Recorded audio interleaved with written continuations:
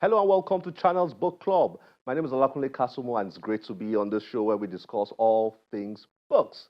We've got a very special guest on the show today. She's a Zambian American writer who has written a novel that challenges our thinking. Well, let's get to meet with her and enjoy this conversation around her novel titled The Lion's Den.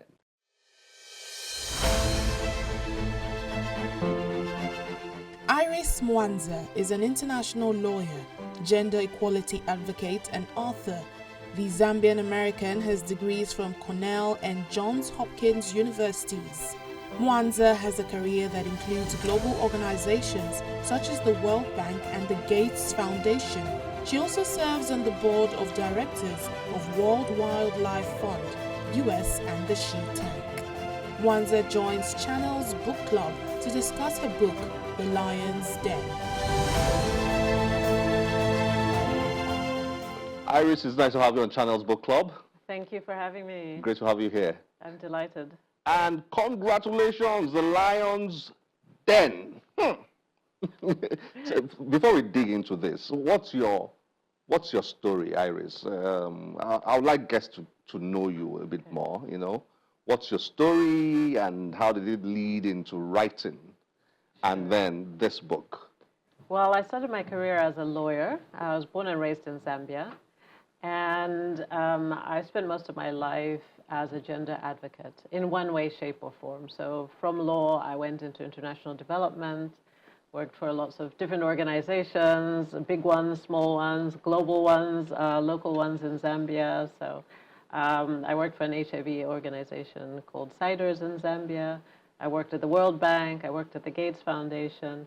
But I think the theme for me is really social justice. Social justice. Yes, and that is a very big theme of the book. And you told me off camera, your mom German, right? Yes. Love story. Yeah? Yes, yes, a long love story. My parents met in Germany in the 60s. So it was quite controversial at the time for an African Zambian male to marry a German woman. German. Back in the 60s, right? Back in the 60s, and then they moved to Zambia. So my late mom, everybody said she's more Zambian, or she was more Zambian than your dad. She really loved Zambia. Wow. Of course, we grew up there. I went to the University of Zambia. That's where I got my first degree. Oh, wow. I feel like I can relate to many Nigerians who have many degrees, spent a lot of time in school. So I have 2 law degrees and then a master's and a PhD in international relations. Yes. Salute! lots of time studying. Oh, fantastic. So where did writing spring up for you in all this? Yeah, I think I've always written more legal briefs, memos, white papers, but I think like most people, I've always said those words, I want to write a book. And, you know, the more you say it, the more people ask you, like, okay, what are you going to do about it, right? You've been saying this for years. For a long time. Time to write. You haven't written anything. So then I started writing and started thinking about maybe channeling my young self. As a lawyer, I really thought I was going to become a human rights lawyer. And so the character Grace... Yeah, the protagonist. The protagonist of this story, The Lion's Den, is very much... lawyer.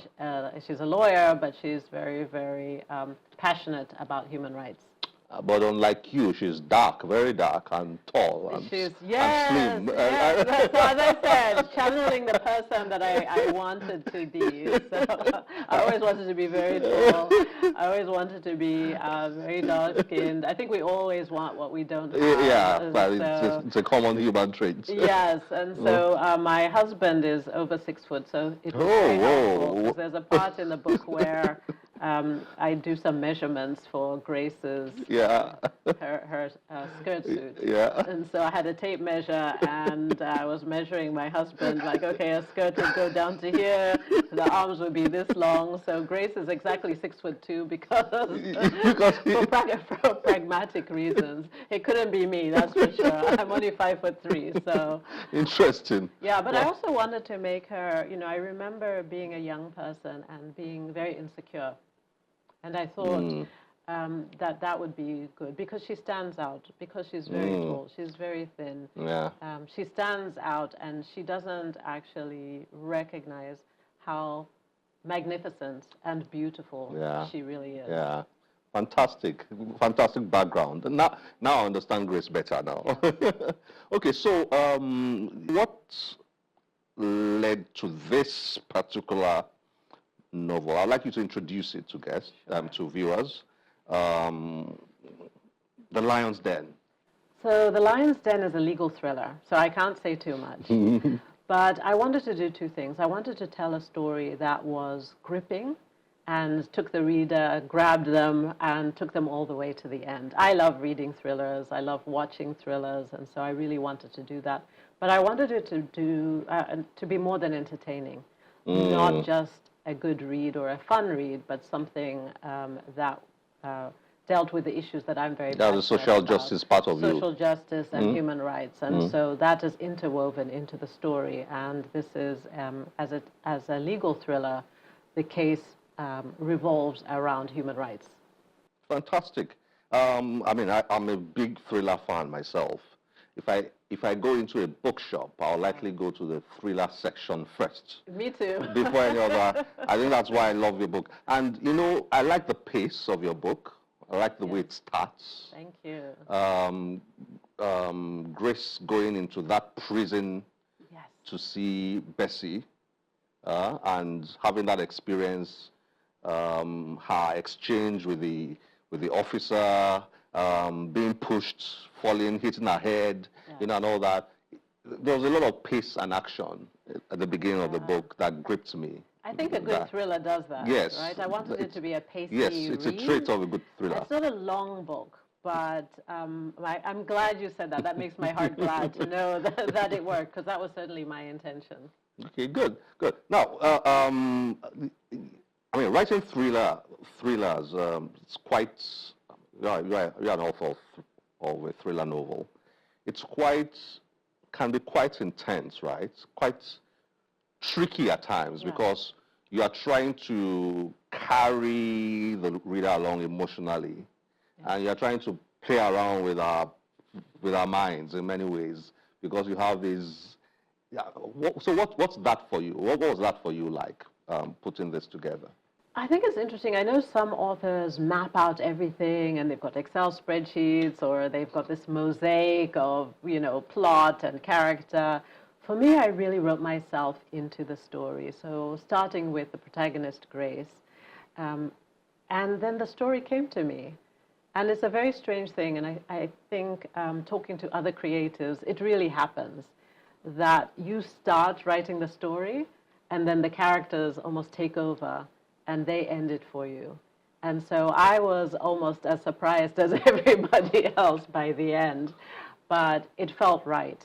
And so it really happened in almost a magical way, but I think this is the beauty of creativity. And I honestly know that each of us as human beings, we have creativity in our DNA. You think about the cavemen, how hard their life was, yet they found time to make paint and to make art. That, I think, to me is something. So it took me a long time to write the book, but I'm really, really delighted to have it out in the world. It's a great book. Now, you must have taken a lot of courage. Correct me if I'm wrong. Courage to write this, and I'm talking from the perspective of Grace's client.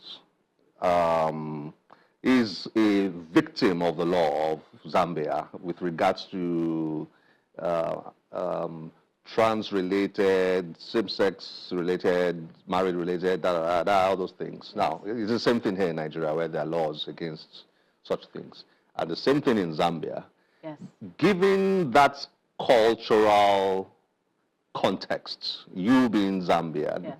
you know, how was that for you, and how have you found that in terms of relating with audiences who have read your? I know you've done book readings here and there and all that. How I would like you to talk about that.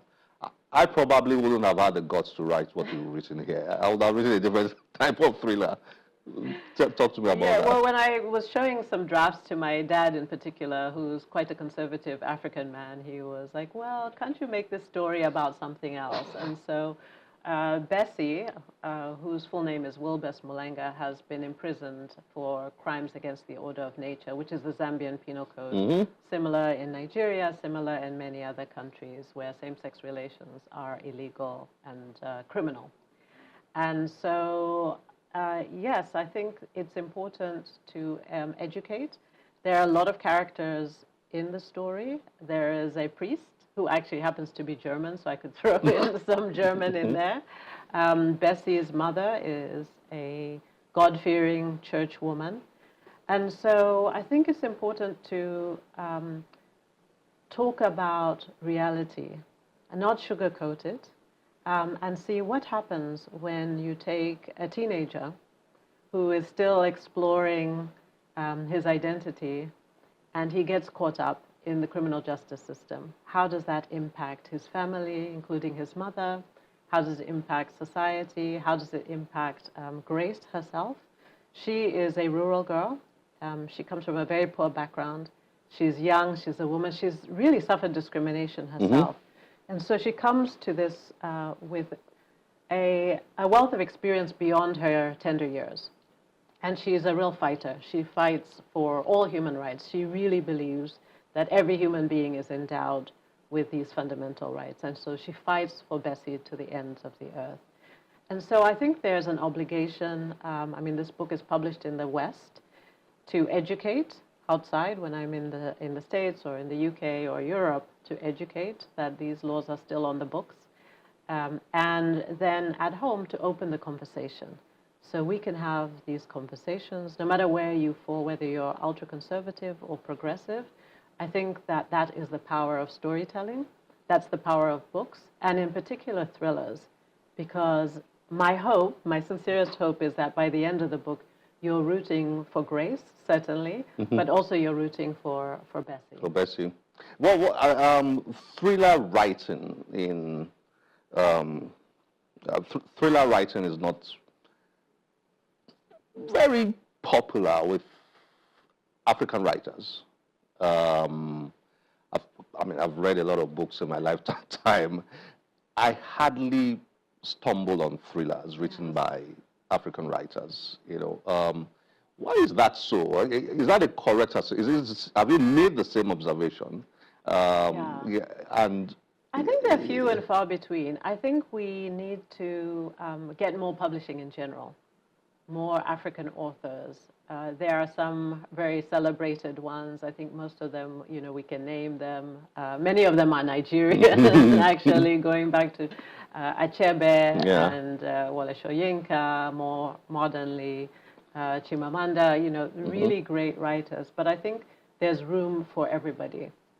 But we need to prove to the publishing houses that there is a market, that there's an African market that is thriving. We know there are a lot of readers, but we also know that books are expensive.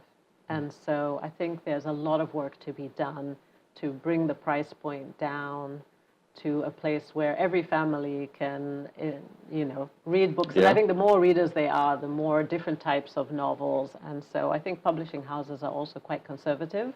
They want to go with what they know works. And so I'm hoping that this book works. It's done really well in the West, but it's really important to me that it does well here in Africa, which is why I am here in Lagos. I'm going to go to Kenya next month. Oh, wow. And I was in South Africa last month. Oh, so you've been to South Africa, you did readings there. Yes, Kenya. Johannesburg. Have you done this in Zambia? I have not. And will that be your last stop? That will be my last stop on this tour for this book. I have to start, well, I've started working on my next book, but I have to get it out. Now, I was going to ask you about your next book. Yes. Is it also a thriller, legal thriller? Yes. I think because I have a legal background and because I think it's just so interesting and exciting to culminate in a courtroom and, you know, really it brings together all the forces, right? The individual, the society and the community, the law, the politics, the nation, even sometimes global. I mean, this book is set in the late 80s, early 90s, and there was so much transformation. It was a time of extreme hope where we really thought that that was going to be the end of authoritarianism.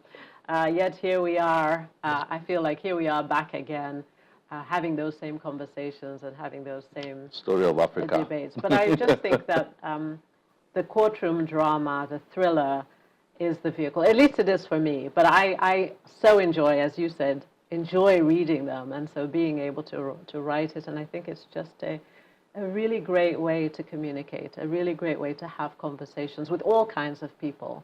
Not just people who are into African literature or people who are into thrillers. I'm hoping to be a bridge across all these different genres.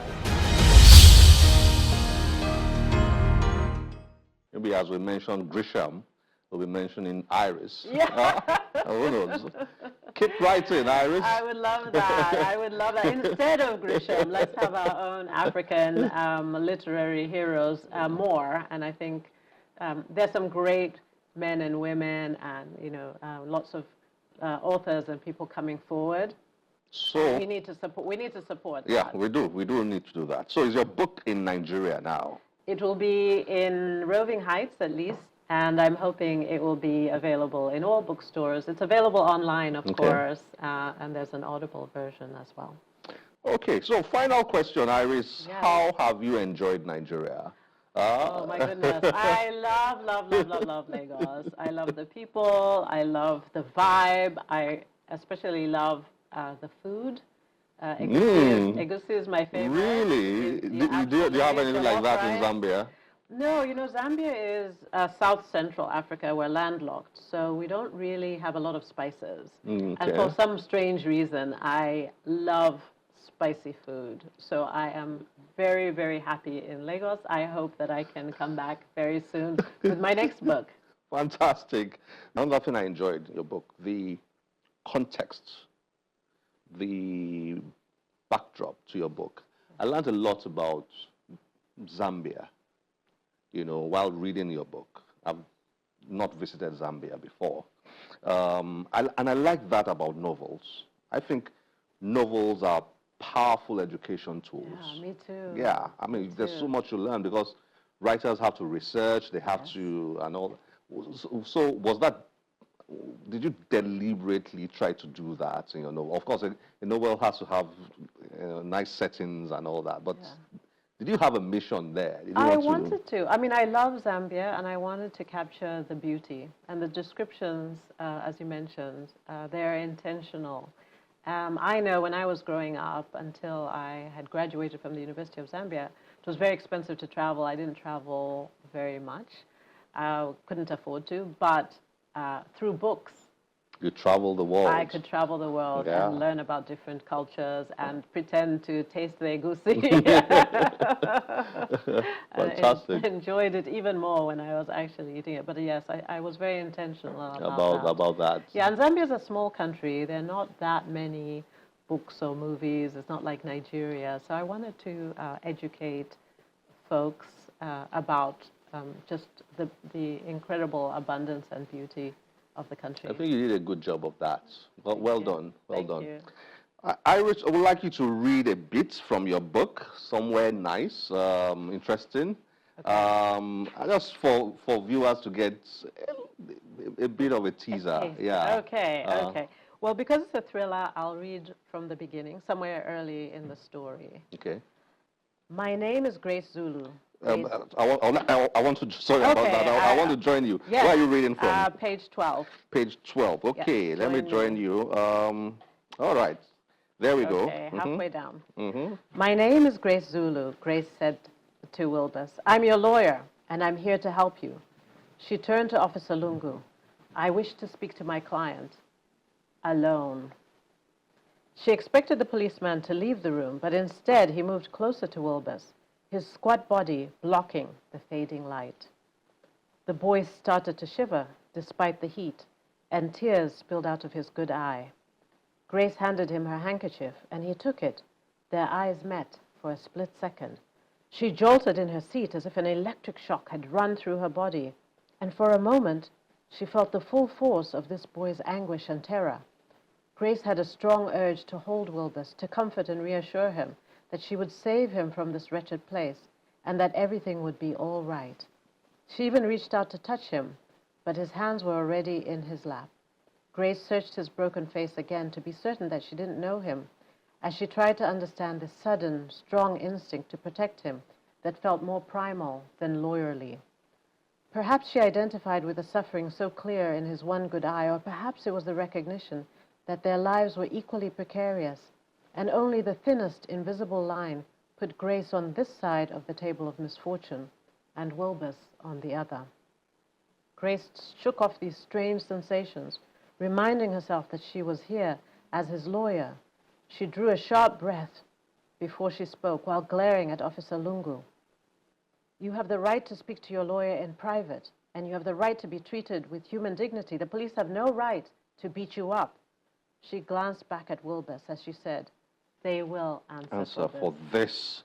Officer Lungu's big eyes narrowed behind his glasses. "Answer for what? I told you." Well, I really enjoyed this. You know, and then Officer Lungu at some points, reading down, pushed her or something. Yes. And she hit her head on a slab or something. Yes. So she tumbles over. He pushes. He's trying to remove Wilbus from the interview room, and Grace freaks out and tries to defend, to stop him, yes. and then he pushed her. He pushes her. She hits her head on the concrete Did floor. she blank out or yes, something? Because by the time she got up, yes. he had disappeared. He had gone. Yes. Both Officer Lungu and her client have disappeared. And that's the beginning of her journey. And Officer Lungu is a funny guy. I mean, he's corrupt. He's, what was he trying to toast her or something? A little bit, yes. It's yes. crazy guy. And then at the point in time was trying to get some money or something. Yeah, so he starts off trying to get money out of her. When that doesn't work, he tries a little bit to chat her up. Talk about how she's good looking or something and all that. And then that doesn't work. And then as she's talking to her client, he realizes... Suddenly gets... Yeah, he realizes that, oh, actually, she is a lawyer, and she is here to defend her client. She's not this young, beautiful creature to be harassed. But he doesn't respect her. She automatically expects that she will be respected as a lawyer. He doesn't see that. He sees a village girl, he sees a prisoner, and he can abuse both, and he does. Yeah, and then I think that was when reality really struck her. Because next scene, she was in her boss's office, crying. I mean, shedding tears. Trying and then not to cry. Trying not to cry, but I mean, it was there. And then I think the reality hit her in that prison with Lungu, and perhaps that's when she really knew that this was some kind of war battle. Right, because before that she had been in law school, and in law school it's quite perfect, right? You're reading legal cases, rational judges, good decisions.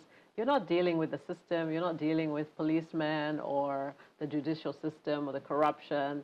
None of that is evident in the case law or in the statute books.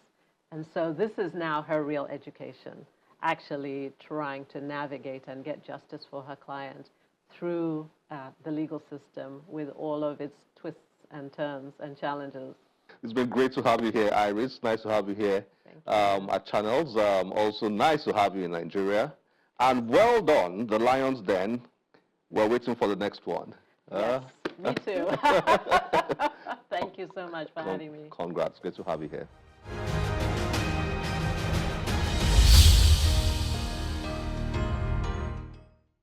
Iris is certainly a writer you want to look out for. Such a bold, courageous writer. Well, we hope to have her back on the show sooner rather than later. But this is where we have to end today's episode. As always, we'll be delighted to get your feedback through any of our social media platforms displayed on your screen. My name is Olakunle Kasumu. Remember, one great book can change your life.